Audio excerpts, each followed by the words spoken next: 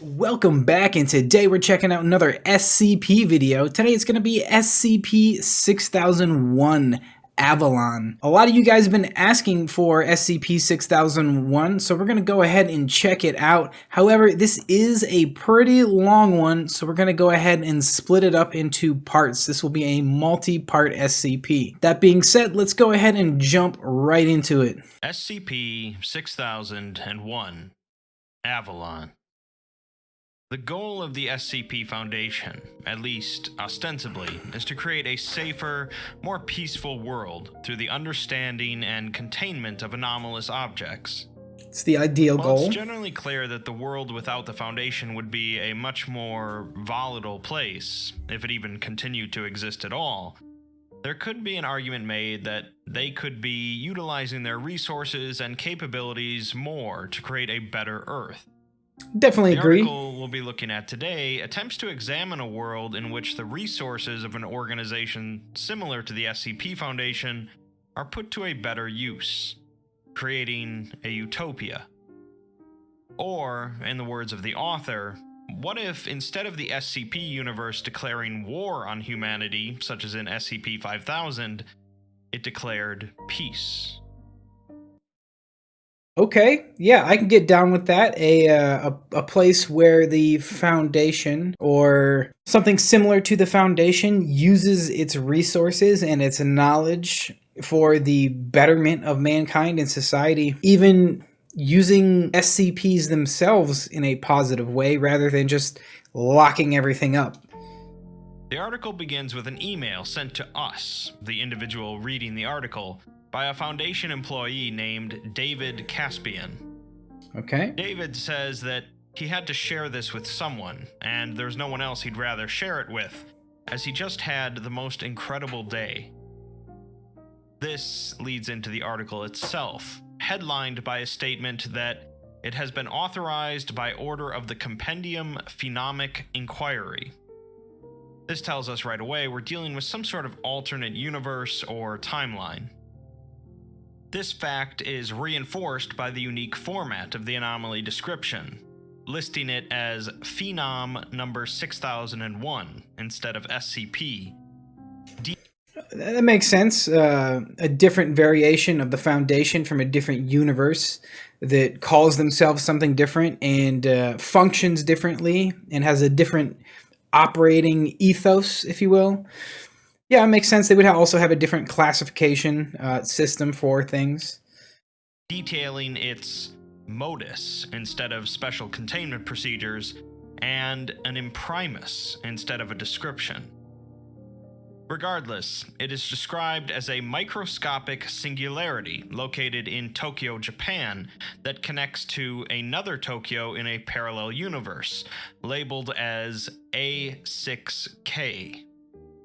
Okay, so the connection between worlds is a microscopic singularity. Okay, that's interesting. Surprising that they even discovered it, really. A6K possesses nearly identical base components to the baseline reality, including locations, individuals, and phenom, but they often differ wildly in complex characteristics and behavior. A6K mainly differs in that it features lack of cooperation, increased scientific and technological repression, and heightened paranoia, aggression, and violence in nearly every sentient element. A6K might be our universe if that's how they're describing A6K in this entry, because this is supposed to be from the viewpoint of SCP-6001 that this description is coming. The dominant scientific institution of A6K, known as the SCP Foundation, is aware of Phenom 6001, but they can't pass into this universe due to their limited understanding and the extremely small size of the singularity. Okay.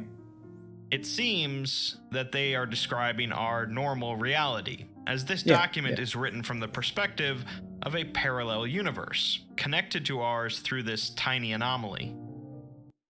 Right, the parallel universe is 6001. a parallel universe that apparently doesn't have much scientific repression or violence. As an addendum, they note that they've completed their global scan, and they're calling the full compendium to render judgment on unity with A6K, whatever that entails. Unity with A6K and the rendering a vote on it. Interesting. So this other alternate dimension or universe, which we have designated SCP-6001, has a scientific foundation on their side called the Compendium, and they are looking back at our universe, or the SCP universe, and taking on a vote on whether to render judgment and to complete unity. That's interesting phrasing. Now, given the fact that the universe of SCP-6001 is supposed to be conflict-free and highly advanced, promotes peace in all things, it seems, which is in opposition to the SCP universe proper, where there's no cooperation and most life forms are more hostile there than they are in SCP-6001. So is unity like a code word for destroying another dimension? Or is unity actually help the other dimension? Maybe bring them into the fold, unify them, help them advance and bring them up to your level rather than trying to get rid of them? I'm not sure. Let's keep on. Let's get some more information. The article then moves on, and the perspective changes back to our reality due to an individual describing SCP-6001. Okay. The individual is David, and he writes that for nearly 5 minutes, he'd been hunched over the empty space where SCP-6001 supposedly was, according to their most sensitive instruments. He'd been doing the same thing once a week since they found it, but this time, he'd been so focused that it wasn't until he stood up again that he realized he was in another universe. The cloudy sky had become a clear blue, the stale city air became fresh as a countryside, and there was a cat near him. The Tokyo that he was familiar with had been replaced with rounded, impossibly tall skyscrapers, each with the same gargantuan species of green ivy growing up their sides. Each leaf of the ivy was massive enough to park a car on. Oh, wow. And sleek white pods flew above and around him, fast and silent. This is giving off a really cool visual image as I imagine it in my head, with these tall, like, white skyscrapers that have rounded edges or features to them, with huge green ivy vines growing up their sides. Kind of gives it a technology meets nature kind of feel, this kind of symbiosis feeling of, you know, a high-tech advanced city, yet they live in harmony with nature. Very, very interesting. Brings an interesting image to my head when I think about it. Seed-shaped constructs hovered over the horizon, seemingly made of glass, with lush green innards, spinning in the air with silvery strips of metal coiled around them. What drew David's attention the most was the cat, however, perched on the roofop's edge, with a coat of spotted orange, white, and brown, underneath an actual coat, a violet blazer. Really? The cat also wore a long, glossy white bow, held in place by a black brooch shaped like a half-lidded eye inside a cradled globe. The cat stared at him through a pair of small gold spectacles. It was... Okay. Please tell me this is not an instance of a world ruled by cats. It's starting off real strong, and I'm liking this idea of this utopian world, but please tell me this isn't a world ruled by cats. Just because I've seen it done one too many times, And frankly, it doesn't make sense for cats, because cats are straight up predators, and they would kill you if they had the chance. So, let's keep going. Was wearing, and then it greeted David by name. David responds with some trepidation, and the cat tells him that he can call her Primrose, and since they're both doctors, they can spare the honorifics. And it has a doctorate. David guesses that he's stepped through the looking glass, and Primrose appreciates the reference and welcomes him to their side of SCP-6001. Intelligent cat that can speak, wear clothes, and recognize a literary reference. That also implies that the Alice in Wonderland story exists in SCP-6001 as well, so their realities have to be close enough to where that was created and written in the same way, in the same fashion. So people were around, or still are around. So it's probably not a universe written by cats, unless cats are also writing the books in this universe. David asks why he's here, and Primrose asks in return if he's familiar with cross-dimensional test sampling level 6. David, of course, is, as he apparently wrote the procedure, in which they bring over a small element from the foreign reality, generally in an isolated environment for testing. David is the test subject. He then realizes that that's exactly what's happened, with him as the testing subject.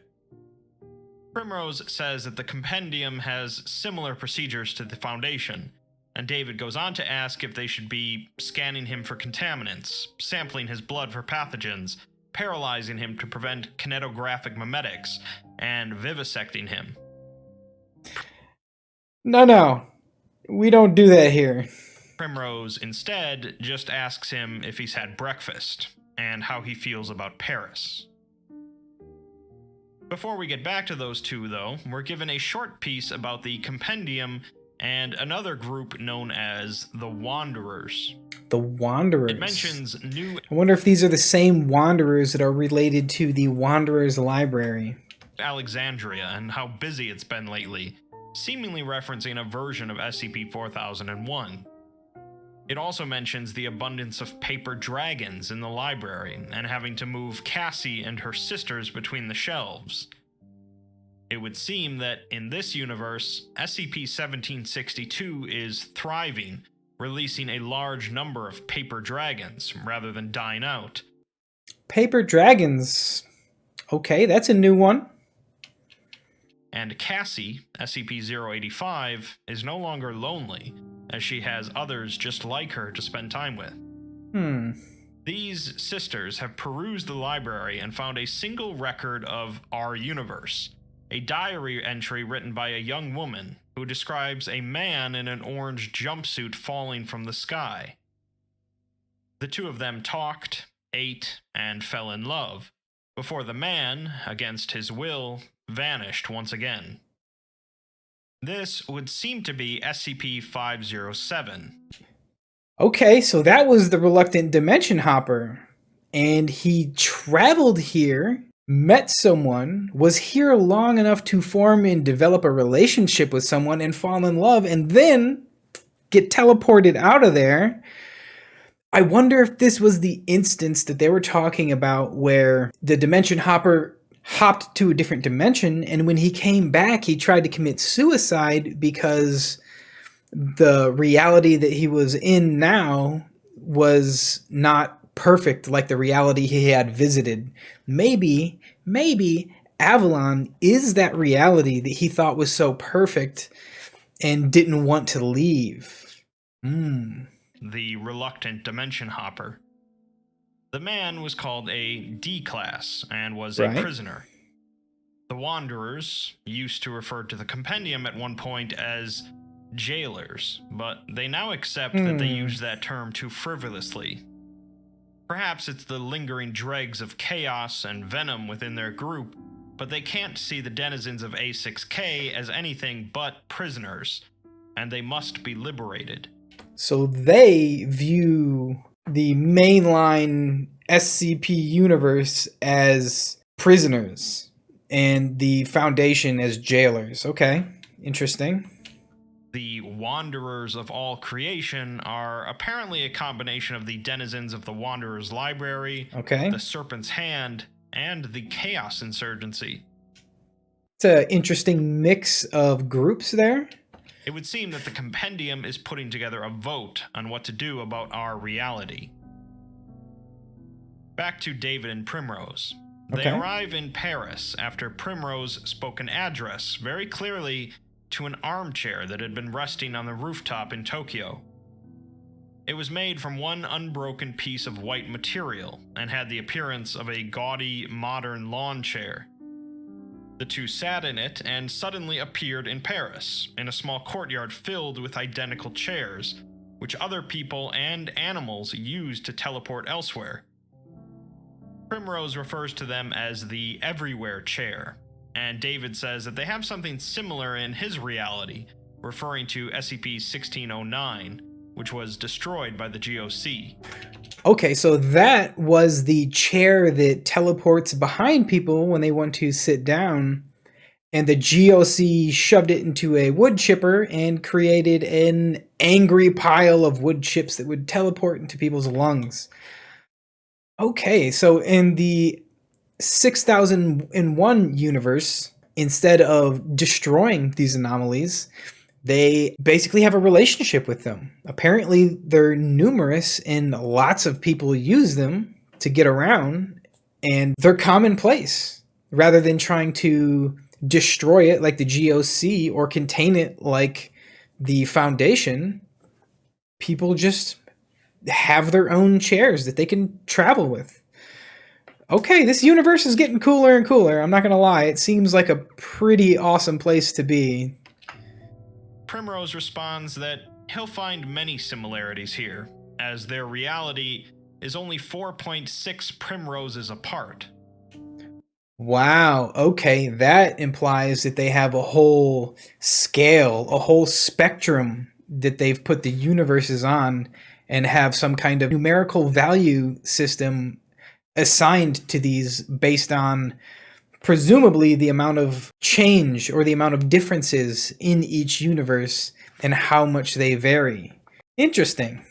David surmises that that's her metric for alt-dimensional dissimilarity based on simultaneous quantum indeterminacy, which they call Caspians in his reality. Primrose smiles at him, as much as a cat can smile, and says that he's lucky to have a cross-universal counterpart that's so brilliant and charming. She's the department head of transdimensional development and discovery, and since she has 3 more PhDs than David from much better schools, he should use the term primroses from now on. She doesn't want to discuss work though, as she's hungry and off the clock for the day, which surprises David as he guesses it's no later than 10 a.m. Primrose responds that that's the wonder of automation, since more hands make less work, and they have a lot of hands. Man, there's a lot going on in this.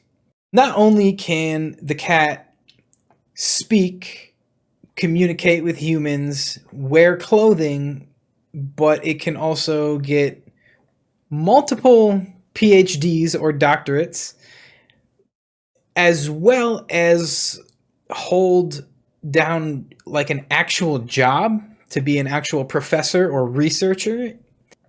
That kind of implies that maybe people and animals in this world are more along the lines of equals rather than being owner and pet or owner in livestock. I don't know how far this extends. Maybe it's just house pets that have been given this intelligence, or maybe it's all animals. Maybe you can go have a conversation with a dairy cow or something. I don't know. It'd be interesting to see how far they take this.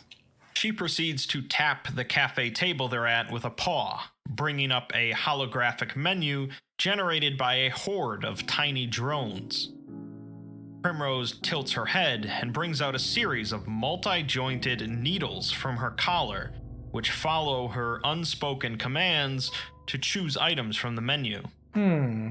Primrose orders eggs, scrambled, so David does the same, stating that when in Rome, or Paris, or a parallel reality with talking cats, you do as the Romans. Why not? The second vote concerning our reality comes from a group known as the Charity. The Charity. They, of course, vote that our population needs to be liberated, since they dismiss gender, race, ideology, religion, social status, and phenomic quality. There is no reason to stop at dimension. They apparently also don't care about what species you are. You can be a cat and be a professor or a researcher. And this second group here is the Charity. So I'm assuming this is this universe's version of the Mana Charitable Foundation. They see a world in need, and they have 10 different ways to cure our diseases, 100 ways to end our famine, and a single, simple way to teach us peace. What? They say that Madame Wondertastic is already preparing her pinata dirigibles, and the Egyptian pygmy has already packed his favorite loincloth and medical kit, referring to SCP-6008. All right, so a variation on Dr. Wondertainment. Okay, all right. Don't know who the pygmy is, but got the Wondertainment reference. They've had to physically hold back the vibrant slime, SCP-999, from crossing through the singularity, and they ask the compendium to just let them do their work. Yo, I just get this image of in my head of SCP-999, and they're having to physically hold this gelatinous blob back from entering the portal. They say that more than half a century ago, the compendium came to them with a proposition. Join, and they'd be given nigh unlimited means to aid anyone who needed it. Okay. There's no need to risk this alliance on a technicality of reality.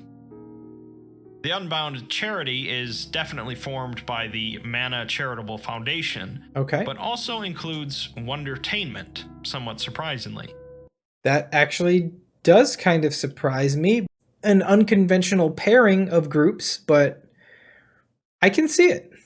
This is very interesting to see all these groups like actually working together, even though they're in like different groups per se, different little bubbles, but they still communicate with each other in like this this tribunal where they get together and discuss things and vote on things. This is very interesting and wildly different than what we're used to seeing from an SCP. David asks about the compendium that Primrose works for, but she corrects him by saying that she works with the compendium, as they're not employees. There's no obligation to work with them, but as she puts it, when one kid has all the toys, of course you play with them. The compendium is primarily a scientific institute, Okay. but they also control the world government, the world economy, world legal enforcement, and practically every other aspect of the world. She refers to them as benevolent dictators, and David asks if people didn't resist, which she scoffs at. Governments and corporations certainly resisted, but the people definitely didn't. The compendium swooped in and offered universal health care, living wages, housing, infrastructure, and total liberty from anyone but them. Wow. And all they asked was for the people to respect basic human rights. Holy cow. Wow. What a deal. What? What a deal. Just imagine, just for a second, if an organization stepped out of the blue and said, hey, we can fix everything. We can fix everything. We can improve everyone's life. Everyone, not just rich people and CEOs or specific countries or nations or a certain small group of people. No, everybody will benefit from this in every way. And the only thing that you have to do, the only thing we ask of you in return for solving all of your problems is don't be a dick. That's it. That's it. Just don't be a dick. Like, what an incredible offer. They also included ethically replicated barbecue, instant global transport, adorable talking animals, and the cure to cancer. So they did create the talking animals. The talking animals don't rule the world. They created them. Gotcha. Thank you. Important answer to my probably useless question. Cancer. And the cure for cancer. David can see why most people would accept that, but he can't imagine everyone just rolled over. Primrose tells him he should be glad he's not talking to a canine with that kind of phrasing, but admits that not everyone just gave in. Just mostly everyone, and rather gradually. Okay. The compendium didn't just drive up one day with tanks and napalm, but instead they had been the shadow behind every government for a good century. So by the time they went public, they basically already controlled everything. Genius. Big brain idea, man. They've been observing the 6001 universe for so long that when it came time to make the move and come public, they already had all the pieces in place. Everything. Public response was a bit rough at first, but most naysayers changed their tune after 5 years of literally everything improving. Yeah. By now, the grandchildren of the stubborn ones know nothing else besides the compendium. The last actual holdout community surrendered about 36 years ago. Okay. And that was a stubborn Portland. Portland. Okay. Portland, the last holdout. Kind of makes sense, though. We did the video on the 3 Portlands, and what we learned was that it's actually its own kind of self-contained pocket dimension, really. It makes sense for them to want to basically remain autonomous and isolationist, because that's kind of how they've always been. And it also makes sense why they were the last holdout, seeing how they're kind of in, like I said, their own pocket dimension, really. So they're physically separated from the rest of the world, which is why they're like the last holdouts. Makes sense. And I still think the 3 Portland City would make a really cool TV show, but man, as cool and as advanced as the 3 Portland City is, they don't hold a candle to this Avalon. Avalon's just so far ahead of everyone. It's crazy. Primrose asks if he disapproves, but David just wanted to know whose house he was a guest in. The third vote is from the Assembly, who state that it's not a question of the compendium's intention, but A6K's, and asks what will persists within this world that cannot save itself. In our reality, machines are nothing but tools, with no agency or liberty. Our meager AI are given no equal presence in the carbon world, and it's possible they never will. They state that our machines are slaves to organic evolution and organic prerogative, which was true for their world as well at one point, but there was always a will set on their singularity. Our world has no desire or spark of a second synthetic life, and if one appears, we stamp it out. Okay. The Assembly refers to our world as one of meandering meat and hateful flesh, and in the name of the Prophet Anderson and the God combined, they... Okay, so this group sounds to me like it's a combination of maybe the Church of the Broken God and Anderson Robotics, since machines are venerated so much and they want to give AIs physical bodies with seemingly basically give basic human rights to machines. So it definitely sounds like that's where that group is coming from. So you've got like the Foundation-like group, then you've got the robotic group, and then you have this charitable arm, and they kind of get together and cast votes on what they're going to do with seemingly other dimensions. Definitely something that's really sparking my interest at this point. They cannot permit unity with us, voting no. The synthetic assembly, then, is a combination of the Church of the Broken God with Anderson Robotics. Okay, yeah. Apparently entirely robotic at this point. Okay. David's eggs were fantastic, but partway through he became distracted by a strange procession of androids marching by. They each differed in shape, size, and color, and marched asynchronously, wearing decorative bands and braces. He could hear a strange, flitting hum of chirps and whines as they passed by, like a religious chant. Primrose says that he shouldn't stare, and they're on a pilgrimage, as it's the anniversary of the second breaking, when their mechanical god gave up all its strength to gift life to the lifeless, creating AI. Okay, interesting. David has a lot of questions about what she just said, but instead asks something more obvious, asking if all animals talk here. This causes Primrose to break out in laughter, saying that only certain species, and only if they choose to.